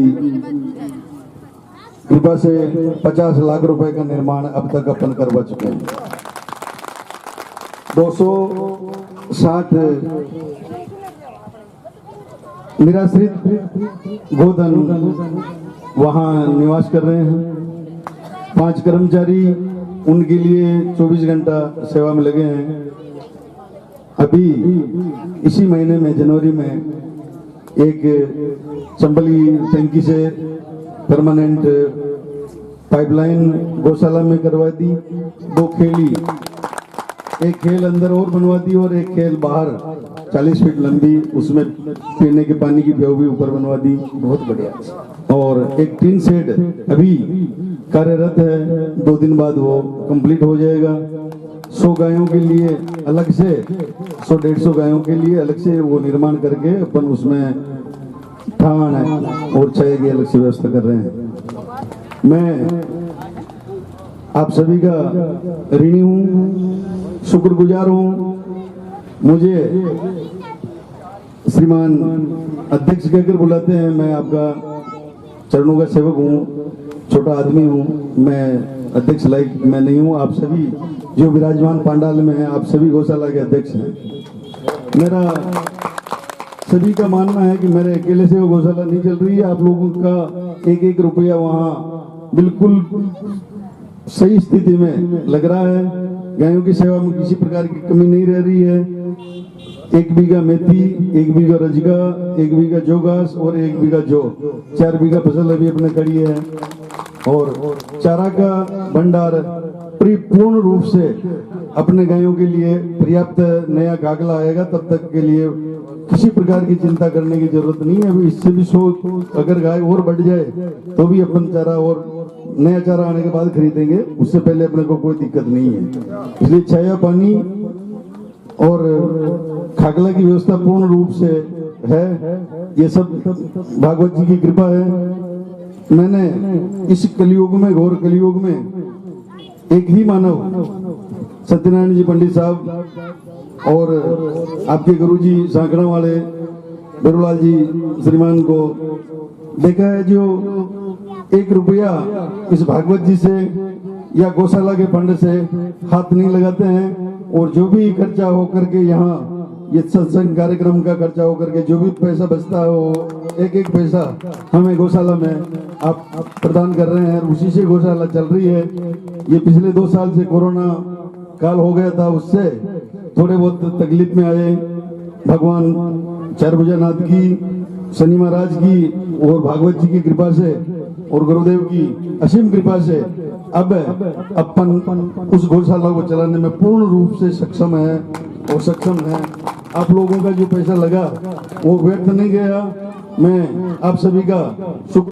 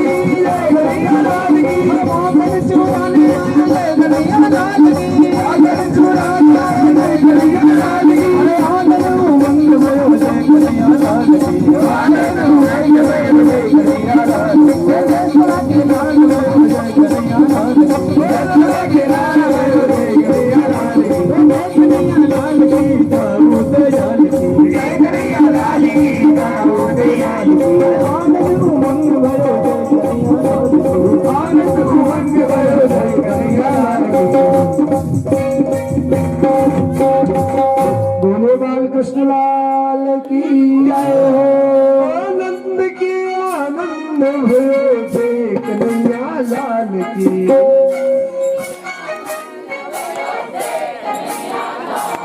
ओ यशोदा के लालो भयो जय कन्हैया लाल की।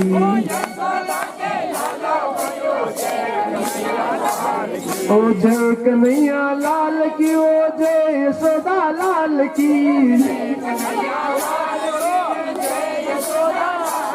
ओ नंद घर आनंद भयो जय कन्हैया लाल की। बोले वृंदावन बिहारी लाल की जय हो। 3-4 मिट्टी बोले रेरी थाने देव को नहीं करना।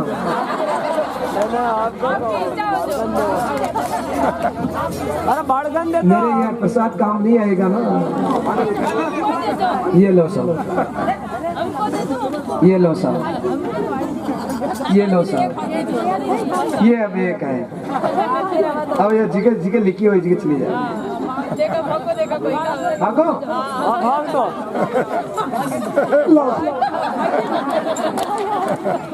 लो थैलो, लो थैलो, लो थैले लो। आरती, सभी आरती के लिए आ जाए। कल मेरे भगवान की बाल लीलाओं का वर्णन मेरे भगवान